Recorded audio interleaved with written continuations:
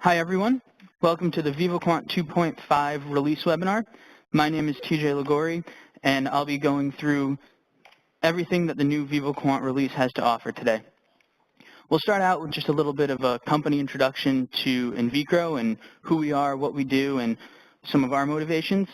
Then I'll go through some slides with just an overview of the new features in VivoQuant 2.5, followed by a live demo of those features within the software, and of course leave some time for Q&A at the end. Now throughout the presentation, it'd be really great if you could all remain muted on your microphones, and if you do have any questions, please save them for the end, and when you do have them, put them in the chat in the WebEx. This way I can make sure that everyone hears and understands the questions before I proceed with answers. So InVicro, InVicro is an imaging solutions provider. And what that means is that we specialize in the design, execution, analysis of imaging data and software informatics for subcellular to first-in-human imaging studies. We're headquartered in Boston, Massachusetts, and have a broad array of research scientists making up a team of over 65 people. Our applications experience ranges across numerous disease areas and imaging modalities. Our team has a knowledgeable, diverse set of skills, both within the software team and across our other departments. And the software team in particular gets feedback from our internal users as well as all external users, such as yourselves who are on the call today. The software has been able to grow extensively over the years and has translated from not only just a clinical research platform, but also includes a GXP-compliant archiving solution.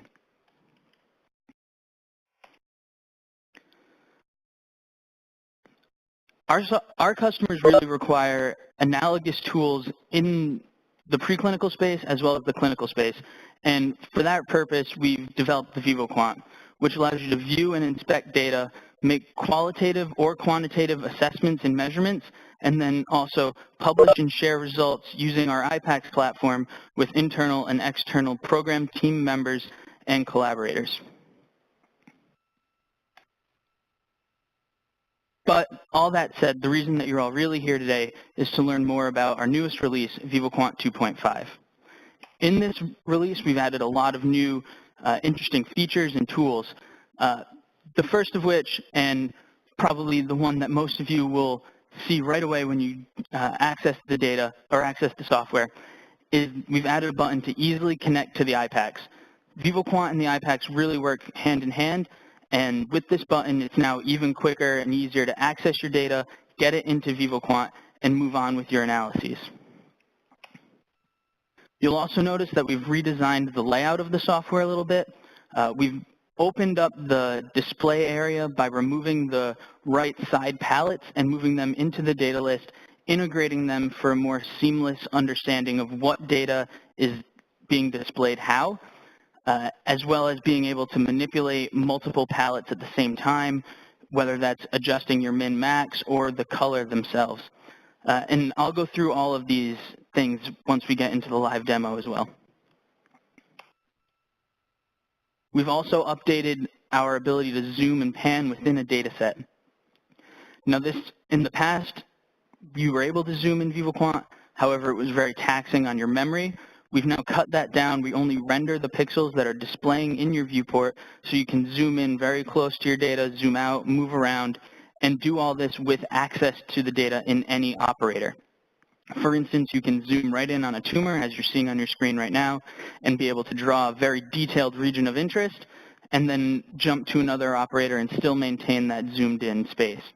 This is particularly helpful for users using large or 2D data, such as autoradiography data or white light data.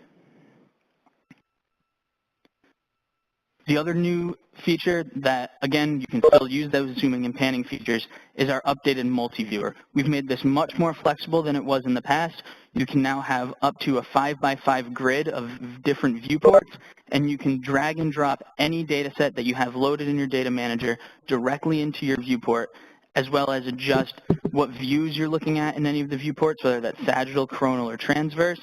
You can put in multiple data sets, or for instance, in this image that you're seeing now, we're looking at the sagittal the coronal and transverse view of one animal imaged at 3 different time points.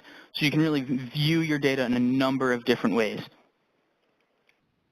And finally, probably the largest feature that we've updated in the software with the new release is our tracer kinetic modeling capabilities. We previously did have a tracer kinetic modeling package which offered 3 models. We've now added 4 more. That's your 1-tissue and 2-tissue compartmental models, your simplified reference tissue model, and your SRTM2. And more importantly, we've added the ability to perform this modeling on the voxel by voxel basis. What this allows you to do is generate your parametric maps of the data, which you can see here in the upper right-hand image. We've added that ability, and you see that here in the sort of bottom right corner of that image. That's your distribution volume map. And of course, we still maintain the ability to generate the plots of the model fit, as well as tabular output in spreadsheet form.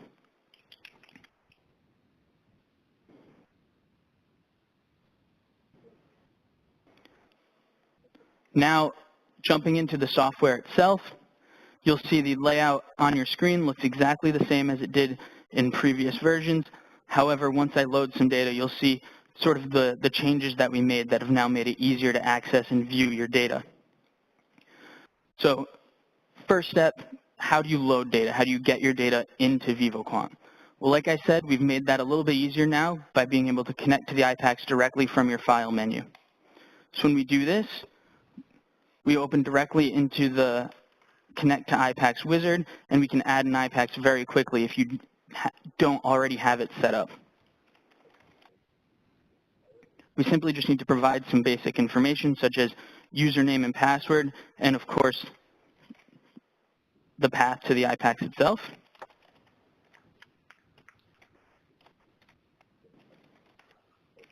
And say OK.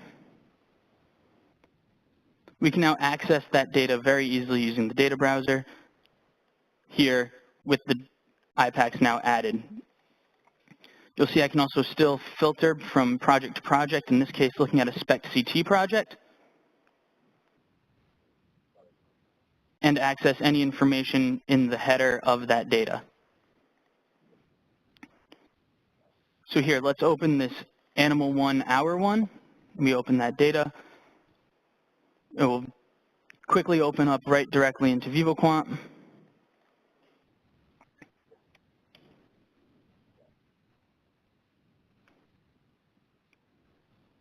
And you'll notice a lot of those same viewing functionalities that we've always had are still present. We can still scroll through the data, click and drag, all of those. But right off the bat, you'll notice we've adjusted these palettes, like I said before. So a lot of users have been used to having them over here in the right. They've now become integrated directly into the data manager for a number of reasons, but particularly to generate that ability for you to have even more space to view your data. Now here, like I said, we can zoom.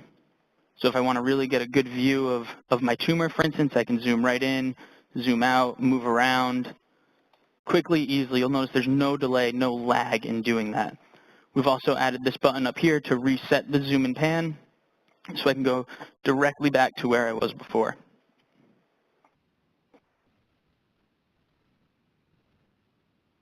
For instance, with the zooming, another thing that we can do is update ROIs really on that voxel level. So you'll see here, I have a set of ROIs that I've loaded, and I can zoom in very easily to a certain area of the image.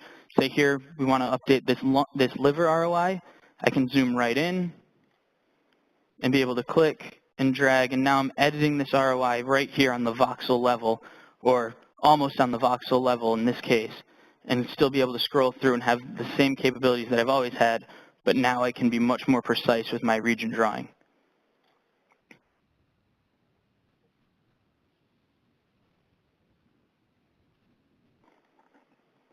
Now I mentioned that multi-view, so I'll demonstrate that with this data set right now. Say, for instance, I want to view the coronal view of my CT with my ROI, and also the coronal view of my CT and my SPECT without my ROI. This is a very nice feature. So now I can view my spec data without obscuring it with my ROI all at the same time. And you'll notice now that when I scroll through the image, those two images are linked so that there's no discrepancy regarding what data I'm looking at or what position in the data set I'm looking at. This is a very nice, easy tool. I can also show ROIs on all the images at the same time, as I'm showing now, or I can do it on one version at a time. So this is a great way to look at ROIs, but as I said before, another great use of this tool would be to look at one animal over time. Now that we have the ability to have more flexible viewing, we can really get creative with things like this. So let's jump back to our data manager and open up, say, hours 4 and hour 24 of the same data or the same animal.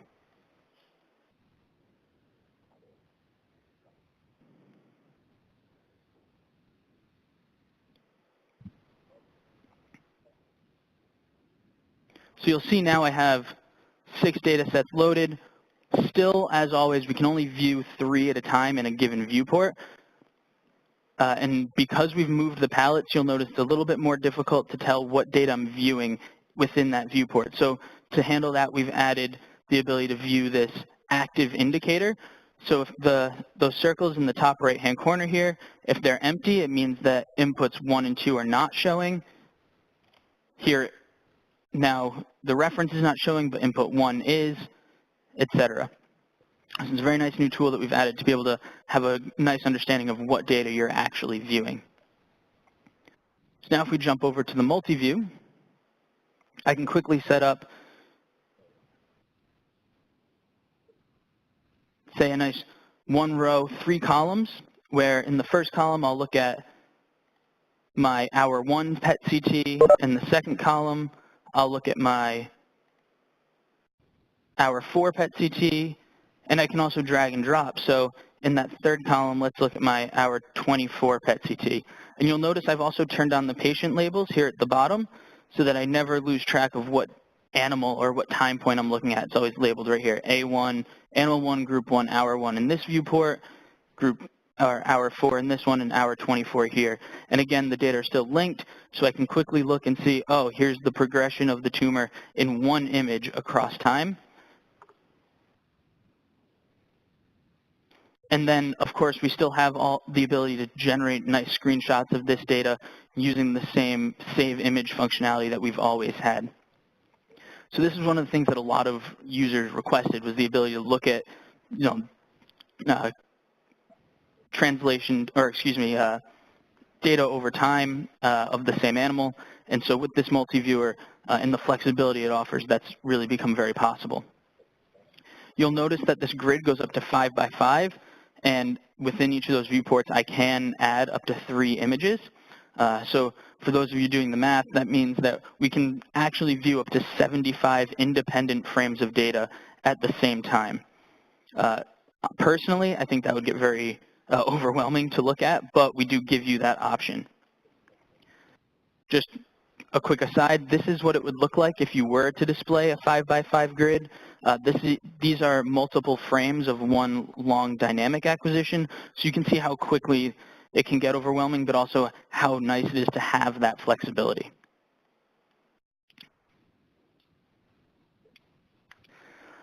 Now, one other thing with the multi-view that can be very, very helpful is the ability to look at data sets that aren't necessarily aligned to each other. So these data sets are fairly well registered, but what happens if I want to look at an animal at multiple acquisitions that isn't well registered? Well, we thought of this too. So if I unload these data here, now I'm going to load in some MR data. For instance, animals 1 and animal 2. And you'll see here in my data manager that the data aren't really aligned very well, but I want to be able to look at differences between them. Again, the multi-view is your answer. So in this case, let's set up a 1 by 2 in the transverse view, and let's drag our data in. So here we have our 2 data sets. You'll see as I scroll through, they're just not well registered. So what we've done, and this is also really in agreement with a lot of clinical viewers that we've seen. We can unlink the views and now scroll through either independently, and then also we have this resync button, so they're back to how they were originally. I can scroll through one until they're just about aligned, link them back up, and now I've essentially registered my data without going through the hassle of registering my data. So this is something that can be very, very useful for looking at just quick qualitative comparison of various data sets that may not be in the same space, but have similar anatomy that you're interested in looking at.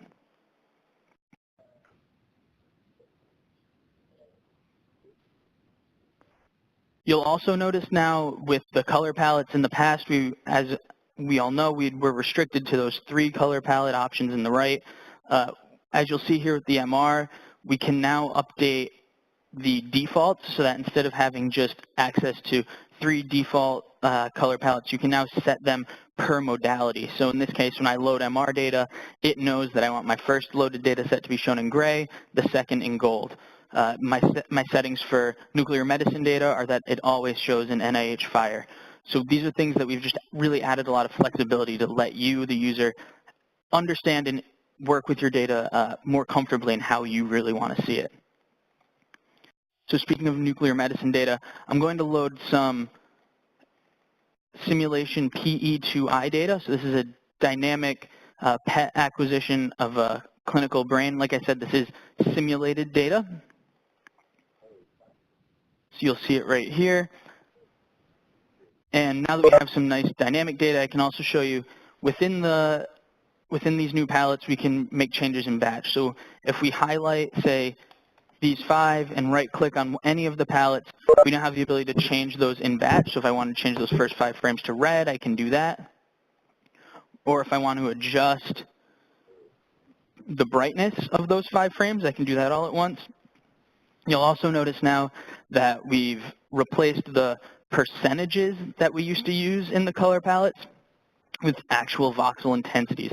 So now we're viewing from 0 to 3.11 e to the 4th BQML in these data, as opposed to how we used to just display from 0% to 100%, which was really sort of ambiguous. First thing, let's load an ROI so that we can perform voxel-wise analysis using a reference region or perform modeling on each region individually. This is just a brain atlas that we fit before the call. We can also take a look at our time series just to get an idea of what the data look like. Setting a global min-max, we can now play through each slice, or each frame I should say, and from here you can see quickly we're seeing the striatum really light up. So we would expect to see that in terms of a much higher distribution volume in our modeling when we perform our ROI by ROI modeling. So let's go over to the modeling operator. Here you'll see we've added a lot of models. Now the tracer kinetic modeling package is a plugin module, so that means that it is additional to your base package of VivoQuant. That said, the MR package with the T1, T2, ADC, and general linear modeling, those are included in VivoQuant as part of the base package. Now, for those who are less familiar with tracer kinetic modeling, the reason that we would do this is to determine really physiologically relevant information from our PET data. For instance, the binding potential, so how much tracer is binding to the tissue within the brain, or also how much is in the tissue. So that would be our distribution volume, which is what we'll try to determine using this 2-tissue compartmental model here. Now, within the tool, you'll notice that you still have a lot of the same functions that we had before, such as the ability to read times directly from the header, so the frame time for each frame within the dynamic acquisition, or we can also compute the input function. So let's do that right now. For instance, if we wanted to compute the input function, or the blood function, as some people refer to it, from within the cerebellum, we can do that. This can be pulled from any ROI within the image. And now, just to note, when we do this, we're not performing any arithmetic on these values here. So these are just the pure concentrations within each of these ROIs, or excuse me, within this ROI at each of these frames. We haven't done any curve fitting or noise reduction or outlier removal. That said, if you have done any arterial input function, blood draws or anything like that, and have that information, we can also copy and paste. So here we have that information in a separate spreadsheet, and we can copy and paste that directly into our tool. You'll notice here the unit, BQML, that does match the data unit in this case. However, it doesn't have to. This just needs to be in some concentration unit that VivoQuant can recognize. It will make sure to perform any of the necessary calculations to make sure the input function matches the data. One other thing to note about the data input is that the data do need to be decay corrected. And if your acquisition parameters have not decay corrected or reconstruction parameters have not decay corrected the data, that's okay. You can quickly perform that decay correction right in the tool on a per isotope basis. In this case, the data already have been decay corrected, so we don't need to worry about that. Also, you'll notice here we have these theta values. These are essentially boundary conditions that impact the model fitting. So after running the model, if you feel that the computed thetas fall outside of or don't fit well to your model fit, or if the curve doesn't fit the data nicely, you may want to adjust these. And for each of the models, there's going to be slightly different information. For instance, here we're going to need the K2A for the boundary condition. That said, let's just fix our input function here. We want to change that back to custom. That said, the default is generally pretty good. We did think about this before we set them, so I would recommend starting with your default and then see what happens if you need to make any tweaks or adjustments as a result of your data. So let's start by running the model fitting on the ROI level. So essentially, we're just going to fit the concentration for each individual ROI. We run this. And what this will give us is a plot for each region, as well as the ability to store that information into various spreadsheets. So you can see here, we can scroll through, look at the different regions. Obviously, the one we're most interested in here is the striatum. And if we hover over the plot, we're given the VT, that's the distribution volume, that's really our macro parameter, as well as K1, 2, 3, and 4. These are our micro parameters that deal with the curve fitting, and also the MSC, that's our mean square error, so essentially our goodness of fit. And we're also printing our theta 1 and theta 2, which fall nicely within the range that we provided. This is also printed here at the bottom of the plot.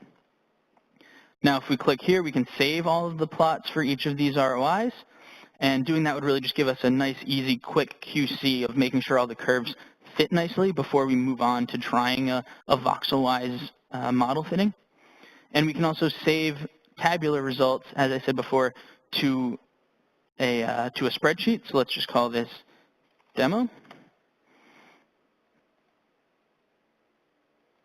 And then right here in that output, like I said, we get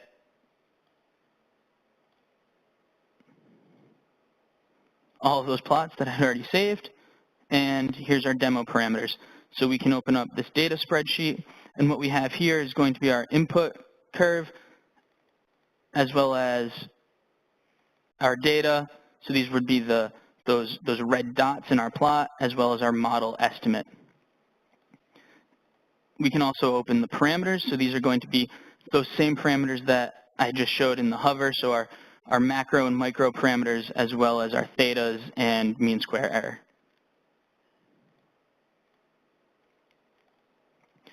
Now going back into the tool, say we've done the ROI plotting, but we're really interested in generating a parametric map. We want to see sort of on the on the voxel level what happened in the data.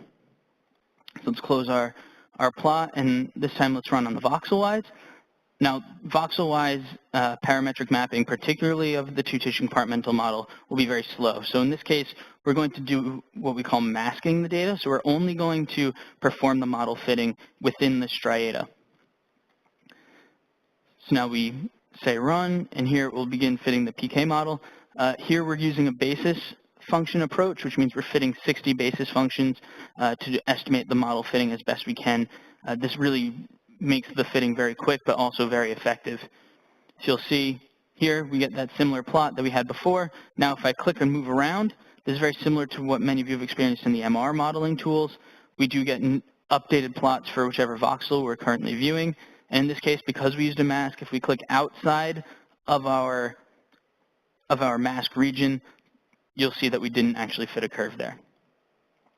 So with this, we can now prepend data. So this will essentially put our parametric map of our distribution volume as well as our microparameters and our MSE directly into our data manager. You see those here. And now let's just reset our min-max. I like to go from 0 just to hide some of that background. And we can also hide everything other than the distribution volume for now.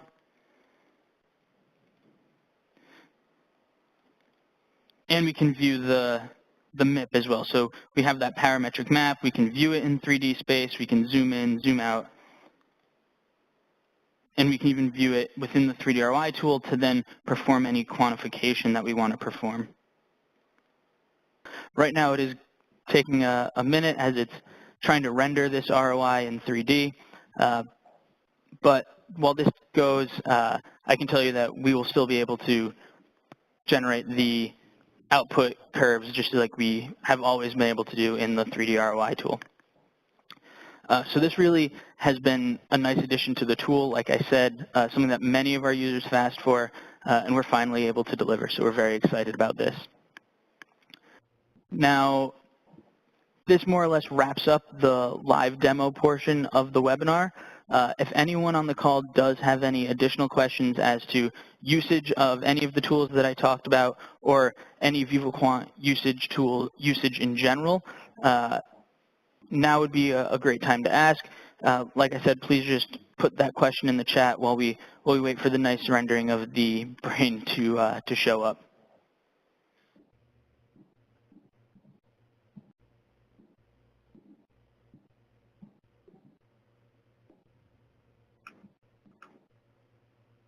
Here we go.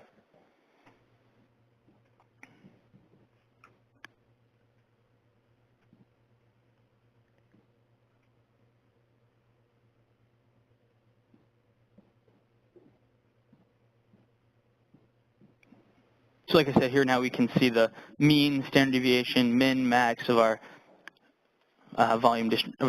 distribution volume within the striatum. So no one has typed anything. If anyone does have any questions, you can always contact us or take a look at some of our other available resources at our YouTube page, youtube.com/invicro. Feel free to check out our blog, blog.invicro.com. Here we have a lot of really interesting articles from our internal developers, as well as we invite any of our external developers to also provide information or provide articles. And also I recommend checking out our help guide, which is available online at vivoquant.com. And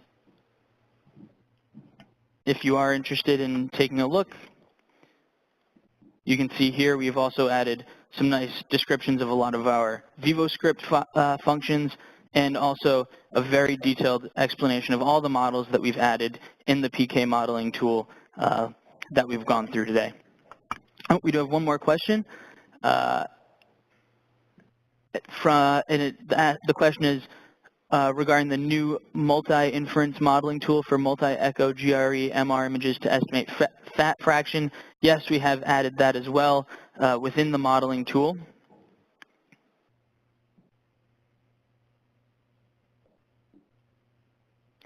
I don't actually have any of that data available, but you can see that that's now been added here. You just need to provide, again, some of the boundary conditions that you're interested in, and you can run that fitting. Great. So if there are no other questions, I'll again leave these links up for another minute. And if anything comes up after the call, please feel free to reach out to us. We're always happy to help. Again, my name is TJ Liguori. Thank you very much for joining the call.